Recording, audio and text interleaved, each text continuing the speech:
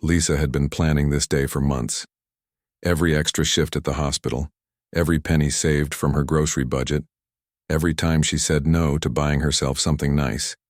It was all for this moment. Today was her son, Danny's 13th birthday, and she finally had enough money to buy him the bike he'd been dreaming about for over a year. The morning sun was just starting to peek through their kitchen window when Lisa quietly made her way to the garage. There it sat, exactly as she'd left it the night before. A shiny black and blue mountain bike with chrome handlebars that gleamed under the garage light. She'd spent an extra 20 minutes at the bike shop yesterday, making sure every detail was perfect. The red bow she'd carefully tied to the handlebars looked a bit crooked now, but it would have to do. "Danny, breakfast is ready," she called out, trying to keep the excitement out of her voice. She could hear his feet hitting the floor upstairs, followed by the familiar sound of him rushing down the steps two at a time. "Morning, Mom," Danny said with a yawn, his dark hair sticking up in every direction. At 13, he was all arms and legs, growing so fast that his pajama pants were already too short again. "Actually, before breakfast," Lisa said, unable to contain her smile any longer. "I have something for you." Danny's eyes lit up immediately. Did you really? Come see for yourself." She led him to the garage and watched as his face transformed from sleepy confusion to pure joy. For a moment, he just stood there with his mouth hanging open, staring at the bike like he couldn't believe it was real. "Mom, this is the exact one I showed you. The Trek mountain bike with the 21-speed gear system and everything." His voice cracked with emotion as he ran his hands over the frame. "Happy birthday, sweetheart," Lisa said, feeling tears prick her eyes. All those extra hours at work, all the careful saving. Seeing Danny's face right now made every sacrifice worth it. Danny threw his arms around her in a hug so tight it knocked the breath out of her. "Thank you, thank you, thank you. I can't believe it's really mine." They spent the next hour going over every feature of the bike. Danny tested the gears, adjusted the seat height, and even practiced using the handbrakes in the garage. Lisa watched with the kind of pride that only a parent knows, the deep satisfaction of making your child's dream come true. After a quick breakfast of birthday pancakes, Danny was practically bouncing in his chair. "Mom, can I please take it? For a ride around the neighborhood? Just to show Tommy and Jake? Please?" Lisa looked at her son's eager face and nodded. "Stay within our subdivision, wear your helmet, and be back in an hour. No going near the main road." "I promise." Danny was already grabbing his helmet from the closet. She stood in the doorway and watched as he pedaled away, his joy so infectious that she found herself grinning like an idiot. The bike looked perfect on him. Not too big, not too small, just right for a boy on the edge of becoming a teenager. The morning was peaceful. Birds were singing in the oak trees that lined their street, and a gentle breeze carried the scent of fresh-cut grass. Lisa went back inside to clean up the breakfast dishes, humming quietly to herself. Everything was perfect. That peaceful feeling lasted exactly 37 minutes. Danny was riding past the community mailboxes at the entrance to their subdivision when a white SUV pulled up beside him. The driver's door opened and out stepped Patricia Hartwell, the neighborhood's self-appointed guardian and HOA president. She was a tall woman in her mid-50s with perfectly styled blonde hair and the kind of sharp eyes that seemed to catalog everything she saw. "Young man, stop right there." Her voice cut through the morning quiet like a knife. Danny, who had been taught to respect adults, immediately squeezed his brakes and came to a stop. "Yes, ma'am." Patricia's eyes were already scanning every inch of the bike from the handlebars to the wheels. She had a mental inventory of every bicycle in the neighborhood. It was part of what she called her community security duties. "Where exactly did you get that bicycle?" she demanded, her voice carrying the authority of someone used to being obeyed.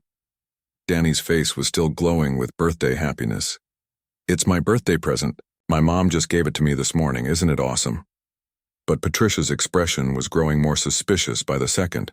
She walked around the bike slowly, examining it like a detective at a crime scene. "This is very interesting," she said. her voice taking on a cold edge. Because this looks exactly like the bicycle that was stolen from the Williams family 3 streets over just last week. Same model, same colors, same everything. The smile began to fade from Danny's face. No, ma'am, you don't understand. This is my birthday present. My mom bought it for me at the bike shop.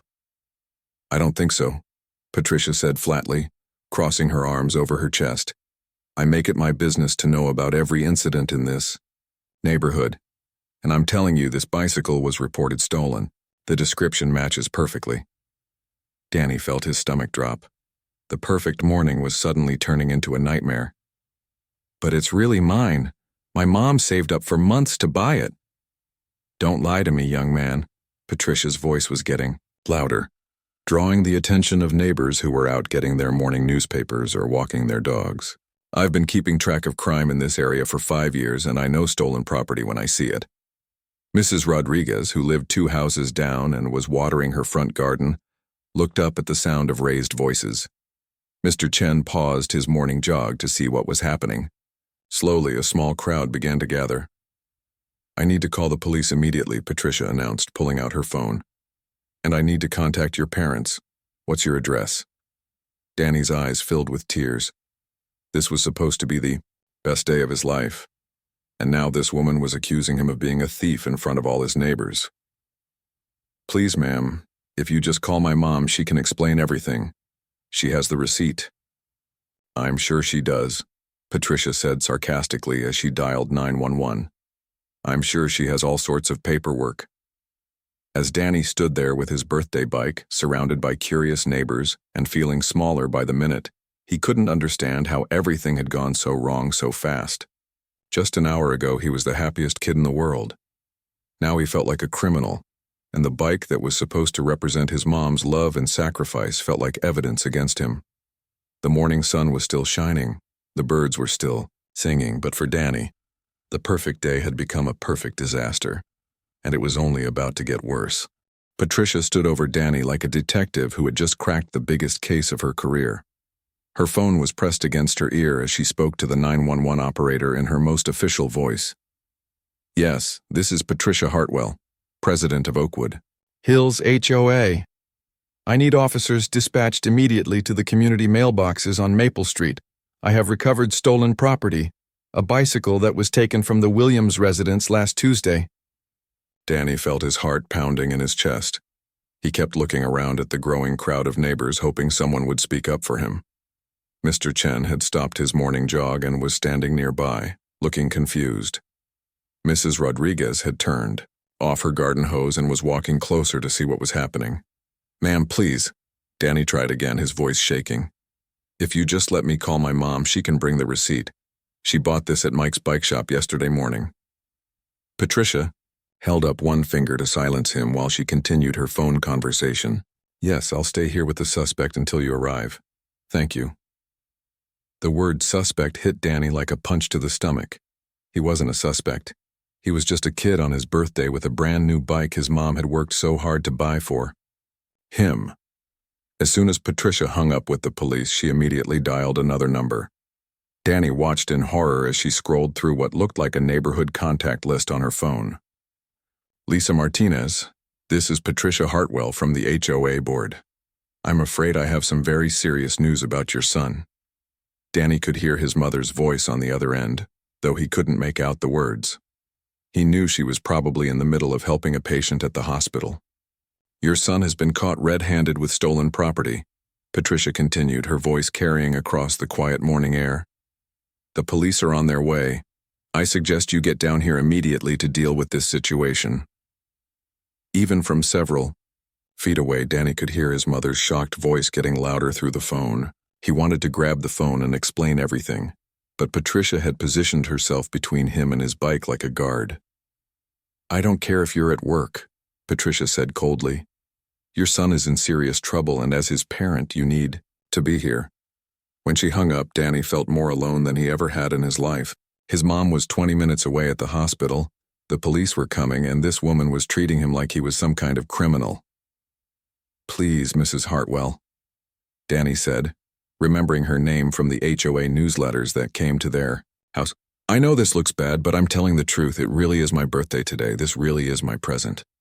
Save it for the police, Patricia replied, then turned to address the small crowd that had gathered.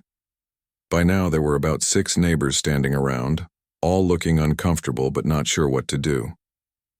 Everyone, I want you to witness this, Patricia announced like she was giving a speech. This is exactly why we need strong neighborhood watch programs. Crime doesn't take a break, not even on a Wednesday morning in our own subdivision. Mrs. Rodriguez, a kind woman in her 60s who had always been nice to Danny when he walked past her house, stepped forward hesitantly. Patricia, are you sure about this? I've seen this boy around the neighborhood for years. He seems like a good kid. That's exactly what criminals count on, Patricia replied sharply. They count on people thinking they look innocent. But the facts don't lie. The Williams family reported their son's bike stolen last Tuesday. Same model, same color scheme, same everything. The chances of that being a coincidence are practically 0. Danny felt tears starting to burn behind his eyes, but he fought them back. He was 13 now, too old to cry in front of all these people. But it was getting harder and harder to stay strong. Can I please just sit down? Danny asked quietly. I'm not going anywhere. I promise. Patricia considered this for a moment, then nodded toward the small bench near the mailboxes. Fine, but I'm watching you every second. As Danny sat down on the bench, still holding onto his bike, he thought about how different this morning was supposed to go. He was supposed to be riding around the neighborhood, showing off his new bike to his friends Tommy and Jake. He was supposed to be the happiest kid in the world today. Instead, he was sitting on a bench being watched like a criminal while his neighbors whispered among themselves and looked at him with suspicious eyes. Mr. Chen, who worked from home and had seen Danny playing in the neighborhood for years, finally spoke up. Patricia, maybe we should wait for his mother to get here before we jump to conclusions. Kids don't usually lie about birthday presents. Kids lie about everything when they're caught doing something wrong, Patricia shot back. And adults? Lie to cover for them. I've seen it 100 times in my 5 years as HOA president. Danny noticed that some of the neighbors were starting to look uncomfortable with how Patricia was handling the situation. Mrs. Rodriguez kept glancing between him and Patricia with a worried expression. Even Mr. Chen was shaking his head slightly. But Patricia seemed to be enjoying her role as neighborhood protector. She pulled out a small notebook from her purse and started writing down details. Time of apprehension, 9:47 a.m. Location, community mailboxes. Suspect appears to be approximately 12 to 13 years old. She looked up at Danny. What's your full name and address? Danny Martinez, and I live at 1247 Oak Avenue, he answered automatically, then immediately wondered if he should have stayed quiet. And you claim this bicycle was a birthday present? It wasn't a claim, it was the truth, Danny said, a little bit of frustration creeping into his voice. Today is my 13th birthday. My mom gave me this bike this morning in our garage.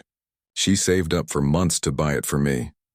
Patricia wrote everything down like she was conducting an official investigation. We'll see what the police have to say about your story. In the distance, Danny could hear sirens getting closer. His stomach dropped even further.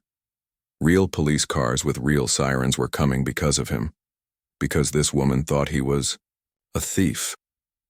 The sound of those sirens approaching felt like the end of the world to a 13-year-old boy who had never been in trouble with anything more serious than forgetting to take out the trash.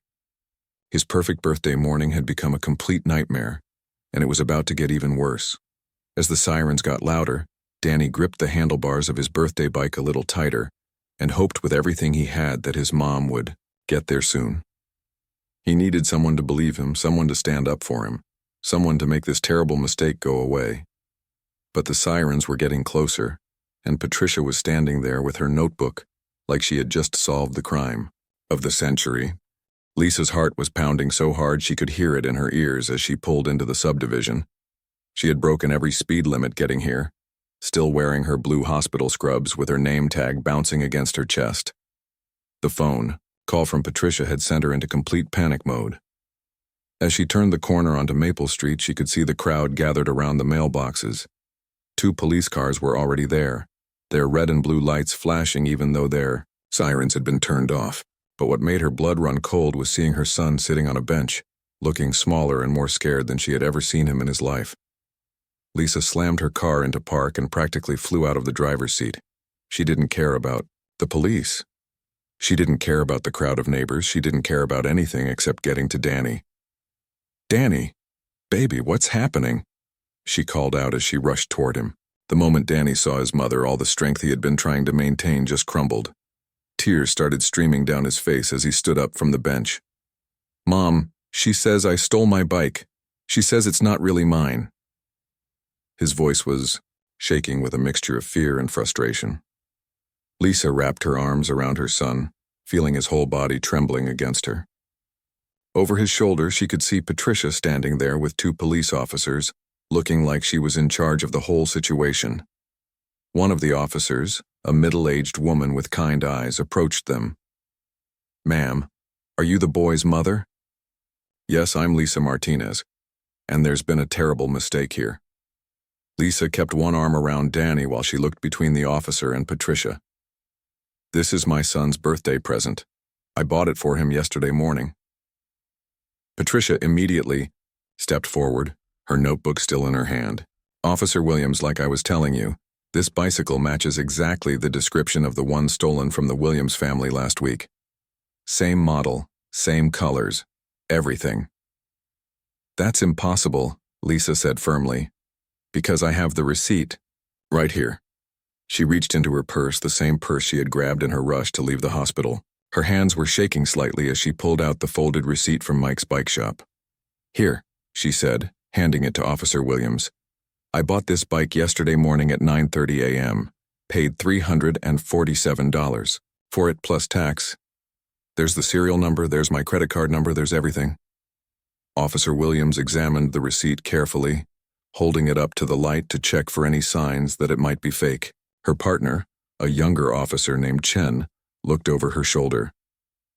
"This looks legitimate," Officer Williams said after a moment. "Professional printing, proper formatting, yesterday's date." But Patricia wasn't backing down. If anything, she seemed to get more aggressive when presented with evidence that contradicted her theory. "Anyone can fake a receipt these days," she declared, loud enough for all the neighbors to hear. "You can print anything on a computer and make it look official. I'm telling you, this bike was stolen from the Williams family and now they're trying to cover it up with fake paperwork." Lisa felt her temper starting to rise. She had been calm and professional, but now this woman was basically calling her a liar and a criminal in front of her neighbors and her son. "Are you seriously suggesting that I faked this receipt?" Lisa's voice was getting louder. "That I somehow stole a bike and then created fake paperwork to cover it up?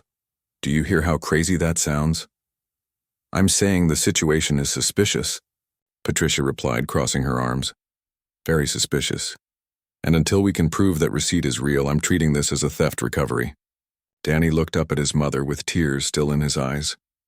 "Mom, I told her it was my birthday present. I told her you bought it for me this morning.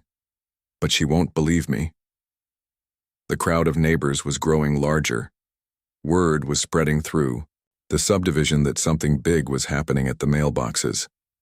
Mrs. Rodriguez was there, along with Mr. Chen, and now several other families had come out to see what all the commotion was about. Officer Williams pulled out her radio. "Let me call the bike shop and verify this purchase," she said. "What's the number?" Lisa quickly rattled off the number for Mike's bike shop, which she knew by heart after calling them 3 times yesterday, to make sure the bike would be ready on time. While they waited for the officer to make the call, Patricia kept making comments to anyone who would listen. "This is exactly why we need strong neighborhood security," she told Mrs. Rodriguez. "Crime is everywhere these days, even in nice neighborhoods like ours. You can't trust anyone." But Mrs. Rodriguez wasn't buying it. She had watched Danny grow up, had seen him playing in her front yard with her own grandchildren when they visited. "Patricia, I've known this family for 6 years," Mrs. Rodriguez said quietly. "Lisa works double shifts at the hospital to support her son. Danny is a good boy. Maybe you should consider that you might be wrong about this." "I'm never wrong about neighborhood security issues," Patricia snapped back. I've been doing this for 5 years. I know stolen property when I see it. Officer Williams finished her radio call and walked back over to the group. I spoke with the manager at Mike's bike shop, she announced. They confirmed that Lisa Martinez purchased a Trek mountain bike yesterday morning at 9:32 a.m., paid with a credit card ending in 4278. The serial number on the receipt matches their records exactly. Lisa felt a wave of relief wash over her. Finally, someone with authority was confirming what she had been trying to tell everyone. There you go, she said, looking directly at Patricia. It's confirmed. This is my son's legitimate birthday present that I saved up for months to buy him. But instead of apologizing or backing down, Patricia's face turned red with embarrassment and anger. Being proven wrong in front of all these neighbors, in front of the police officers, in front of people she was supposed to be protecting as HOA president, it was more than her pride could handle. Well, how do we know they didn't buy this bike to cover up the original theft? She demanded, her voice getting shrill. Maybe they stole the Williams bike first, then bought this one to make it look legitimate when someone caught them. The crowd of neighbors started murmuring among themselves. Even to people who didn't know the Martinez family well, Patricia's accusation was starting to sound completely unreasonable. Officer Chen stepped forward. Ma'am, with all due respect, you're suggesting that this family committed a crime, then spent hundreds of dollars and created fake paperwork just to cover it up. That doesn't make any logical sense. It makes perfect sense if you're trying to avoid getting caught, Patricia shot back. Lisa had heard enough. Her son was standing there crying on his 13th birthday because this woman refused to admit she had made a mistake. The protective instincts that every mother has were kicking into overdrive. This is absolutely ridiculous, Lisa said, her voice strong and clear. My son did nothing wrong. I did nothing wrong. We have proof. We have witnesses. We have everything. And you're still standing there making accusations because you can't admit that you were wrong. The tension in the air was thick enough to cut with a knife. 2 police officers, a crowd of neighbors, a crying 13-year-old boy, and 2 women, facing off over a birthday bike that had somehow become the center of a neighborhood drama that nobody had seen coming. The tension in the air was so thick you could almost touch it. Lisa stood protectively in front of Danny, her hospital scrubs still wrinkled from her rushed drive over. Patricia's face was getting redder by the minute as more neighbors gathered around the scene, all of them starting to realize that maybe their HOA president had made a serious mistake. Mr. Thompson, an elderly man who lived at the end of the street, pushed through the small crowd with his walking cane. He had been watching the whole thing from his front porch and finally decided he'd seen enough. Patricia, I've been living in this neighborhood for 15 years, he said in his gravelly voice. I've watched that boy grow up from the time he was knee-high to a grasshopper. He's never caused any trouble, never done anything wrong. His mother works her tail off at the hospital taking care of sick people. Now you're out here treating them both like criminals over a bike that's clearly his birthday present. Patricia whirled around to face Mr. Thompson, her notebook clutched in her hands like it was some kind of official badge. Mr. Thompson, with all due respect, you don't understand the bigger picture here. As HOA president, I have responsibilities that go beyond personal feelings. I have to protect this entire community from crime. Crime? Mrs. Rodriguez stepped forward, her voice filled with disbelief. Patricia, the police just verified that Lisa bought this bike yesterday. The receipt is real, the store confirmed it, the serial numbers match. What more proof do you need? But Patricia was too far gone to back down now. She had made such a big scene, called the police, gathered all these neighbors, treated herself like some kind of detective solving a major case. Admitting she was wrong now would be admitting that she had humiliated a 13-year-old boy and his mother for absolutely nothing. The proof could still be fabricated, she insisted, her voice getting higher and more desperate. People fake documents all the time. Just because a store says they sold something doesn't mean it wasn't part of a larger scheme. Officer Williams had been trying to stay patient, but even she was starting to look frustrated with Patricia's refusal to accept the facts.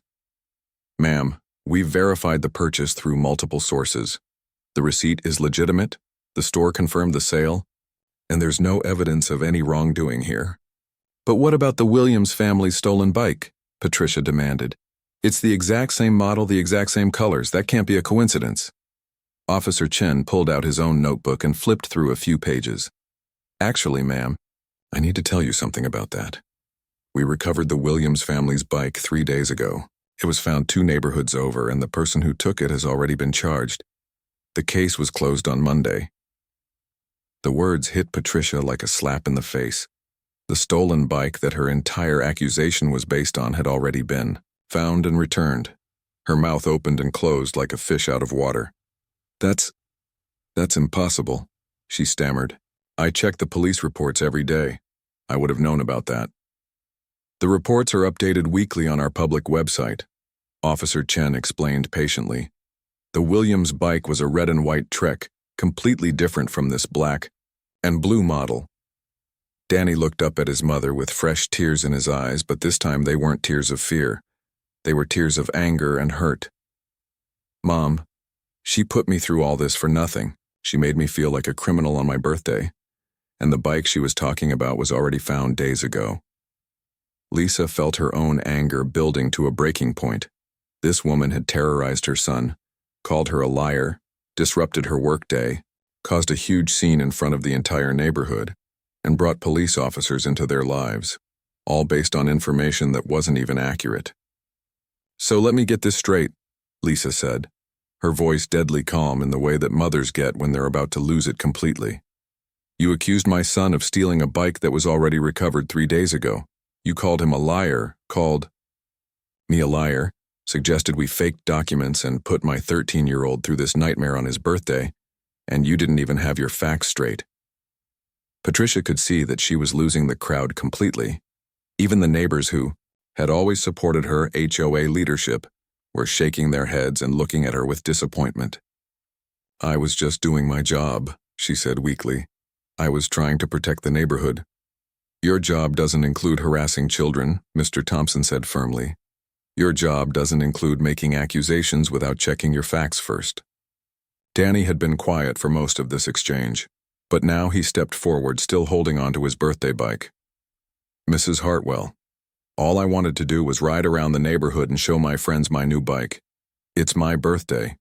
My mom worked so hard to buy this for me, and you made me feel like I was bad for having it. Something in Danny's young voice seemed to crack through the crowd's patience with Patricia. Here was a kid who should have been having the best day of his life, and instead he was standing there having to defend himself against an adult who was supposed to protect the neighborhood, not terrorize the children in it. That's enough, Lisa said, stepping protectively in front of her son again. Danny, we're going home. This whole thing is over. But as Lisa started to guide Danny toward their bike, Patricia suddenly panicked. She realized that if they left now, she would be standing there in front of all these neighbors and police officers, completely humiliated and wrong about everything. Her authority, her reputation, her position as HOA president, it would all be damaged beyond repair. Wait just a minute, Patricia said, moving quickly to block their path. I'm not done investigating this situation. Yes, you are, Officer Williams said firmly. The investigation is over. The bike is legitimate. The family has done nothing wrong, and you need to let them go home. But Patricia wasn't listening to reason anymore. Her pride, her embarrassment, and her desperate need to save face had pushed her beyond logical thinking. No, she said, reaching out suddenly and grabbing Danny's arm. Nobody leaves until I'm satisfied that this is resolved properly. The moment Patricia's hand closed around Danny's wrist, everything changed. Lisa saw red. Danny cried out in surprise and fear. The neighbors gasped, and the 2 police officers immediately stepped forward. Ma'am, release the child immediately, Officer Williams commanded, her hand moving toward her radio. But Patricia's grip tightened instead of loosening. I have the authority as HOA president to detain suspicious individuals until proper investigations can be completed. No, you don't, Officer Chen said firmly. You have no legal authority to detain anyone, especially not a minor. Lisa's maternal instincts exploded into action. Get your hands off my son, she shouted, moving toward Patricia to free Danny from her grip. That's when Patricia made the biggest mistake of her life. Instead of letting go and backing down, She used her free hand to shove Lisa backward with all her strength. Lisa stumbled and fell hard onto the concrete sidewalk. Her elbows scraped against the rough pavement, tearing through her scrubs and leaving a bright red mark on her arm. Her hospital ID badge scattered across the ground, and for a moment, she was too stunned to move. The crowd of neighbors erupted in shocked gasps and angry voices. Danny broke free from Patricia's loosened grip and rushed to help his mother, and the two police officers moved into immediate action. "That's it," Officer Williams said, pulling out her handcuffs. "Ma'am, you're under arrest." Patricia stood there for a moment, looking down at Lisa on the ground, and finally realizing what she had just done. The woman who had started the morning, as the respected HOA president, was about to become a criminal herself. The click of the handcuffs echoing through the quiet morning air was a sound none of the neighbors would ever forget. Patricia Hartwell, the woman who had ruled their HOA meetings with an iron fist for 5 years, was now standing there with her hands cuffed behind her back, looking completely shocked at what had just happened. "You have the right to remain silent," Officer Williams began, her voice professional but firm. "Anything you say can and will be used against you in a court of law." Patricia's face had gone from red with anger to white with panic. "This is a mistake. I'm the HOA president. I was just trying to protect the neighborhood." "Ma'am, being HOA president doesn't give you the right to put your hands on people," Officer Chen explained as he helped Lisa up from the sidewalk. "You just committed assault in front of 2 police officers and a dozen witnesses." Lisa brushed off her torn scrubs and checked the scrape on her elbow. It wasn't serious, but it was bleeding enough to stain the concrete where she had fallen. Danny stayed close to her side, still shaken by everything that had happened. "Mom, are you okay?" Danny asked, his voice small and worried. "I'm fine, sweetheart," Lisa said, putting her arm around him. "Just a scrape, nothing that won't heal." But the emotional damage was going to take longer to heal. Danny's 13th birthday, which had started with such joy and excitement, had turned into a nightmare that would stay with him for years. Mr. Thompson stepped forward, leaning heavily on his walking cane. "Officers, I saw the whole thing. That woman grabbed the boy first, then pushed his mother when she tried to protect him. We all saw it." "That's right," Mrs. Rodriguez added, her voice shaking with anger. "Patricia had no right to put her hands on that child. None of this should have happened." Other neighbors began speaking up, all of them confirming what the officers had witnessed themselves. Patricia had crossed a line that couldn't be uncrossed. As Officer Chen walked Patricia toward the police car, she kept trying to explain herself. "I've been protecting this neighborhood for 5 years. I've prevented dozens of crimes. I was just doing my job." "Your job doesn't include grabbing children or pushing their mothers," Officer Williams said firmly. "You're being charged with assault and unlawful restraint of a minor." The police car door closed with a solid thud, and Patricia disappeared behind the tinted windows. The woman who had started the morning as a respected community leader was now on her way to jail, all because she couldn't admit she had made a mistake. As the police car pulled away, an unusual quiet settled over the crowd of neighbors. Everyone was processing what they had just witnessed. Many of them had dealt with Patricia's overzealous HOA enforcement before, but none of them had ever seen her go this far. Mrs. Rodriguez was the first to break the silence. She walked over to Lisa and Danny, her eyes filled with sympathy. I'm so sorry this happened to you both," she said softly. "Especially on your birthday, Danny. This should have been a wonderful day for you." "It started as a wonderful day," Danny said quietly, looking down at his bike. The bike that had brought him such joy just a few hours ago now felt like the source of all this trouble. Mr. Thompson approached them slowly, his weathered face kind but serious. "Son, I want you to remember something important. What happened here today wasn't your fault. You didn't do anything wrong. Sometimes adults make mistakes, and sometimes those mistakes hurt innocent people. But that doesn't mean you should stop being proud of who you are or the gifts your mother worked so hard to give you." Lisa felt tears prick her eyes at the old man's words. After everything they had been through, it meant the world to hear someone defend her son. "Thank you, Mr. Thompson," she said. "That means more than you know." Officer Williams approached them with her report pad in hand. "Mrs. Martinez, I need to get some information from you for our report. We'll also need photos of your injuries for evidence." As Lisa answered the officer's questions, more neighbors came forward to offer their support.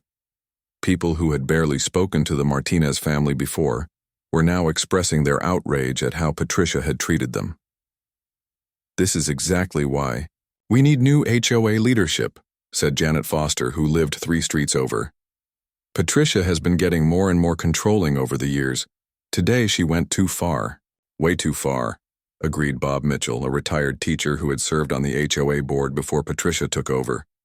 "Grabbing a child, pushing his mother, that's not community protection, that's criminal behavior." Danny listened to all the neighbors, talking, and slowly he began to realize something important. Most of the people in his neighborhood were good people who cared about each other. Patricia was just one person who had let power go to her head. "Mom," Danny said quietly, "can we go home now? I want to put my bike in the garage and maybe start this day over." Lisa smiled at her son's resilience. After everything he had been through, he was still thinking about moving forward instead of staying stuck in the hurt. "That sounds like a perfect idea," she said. As they walked toward their house, Danny pushing his birthday bike beside him, several neighbors followed to make sure they got home safely. It was like an impromptu parade of community support. 3 months later, Danny was riding that same bike to the courthouse with his mother for Patricia's sentencing hearing. The woman who had accused him of theft and physically grabbed him was pleading guilty to assault charges. The judge, an older woman with gray hair and wise eyes, listened to both sides of the story. Patricia's lawyer tried to paint her as a dedicated, community volunteer who had simply made an error in judgment. But when Danny's turn came to speak, he stood up in that courtroom with more courage than most adults could muster. "Your Honor," he said in a clear, steady voice, "what Mrs. Hartwell did to me and my mom was wrong. She hurt us on what was supposed to be the best day of my life. But I've learned something important from all this. Just because someone has a title or thinks they're in charge doesn't mean they're always right. And when adults make mistakes, they should admit it instead of making things worse." The judge nodded approvingly at Danny's words. Patricia was sentenced to 1 year of probation, 60 hours of community service, and mandatory anger management classes. She was also ordered to stay away from the Martinez family.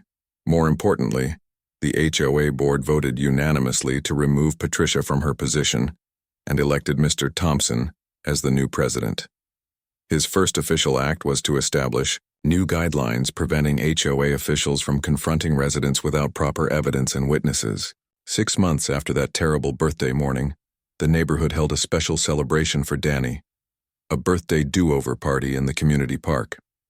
Neighbors brought food, games, and gifts to show their support for the family.